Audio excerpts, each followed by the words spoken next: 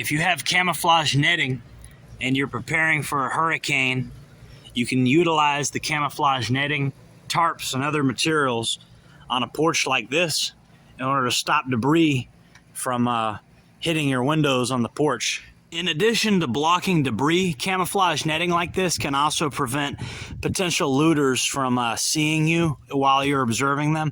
And it's also just adds to the militaristic appearance of the house. It really makes the house look like some militaristic people are here, and it makes you not want to mess with them. You see camouflage netting, you instinctively think military or hunters or people that have guns. So you're definitely not going to want to mess with a house that has like camouflage netting on the porches.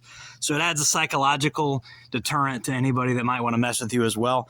But the primary purpose of me doing this is to block debris that might be flying around from hitting my windows. My hurricane preparations here are pretty limited because I got insurance, and I just have there's a lot of trees around here, and I cut down the problem ones that could actually threaten the house. There's also a lot of outbuildings here that could cut down on the wind, and it's only supposed to be a category 2.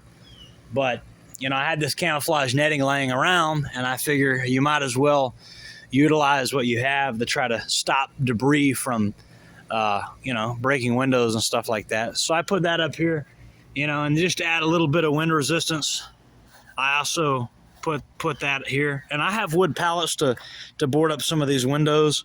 We're gonna see. They're only saying it's gonna be a category 2 right now. My preparations planning is ongoing. We're gonna, as the situation unfolds, we're gonna see what more I do to prepare for the storm. But this is just one good way to keep debris off the porch.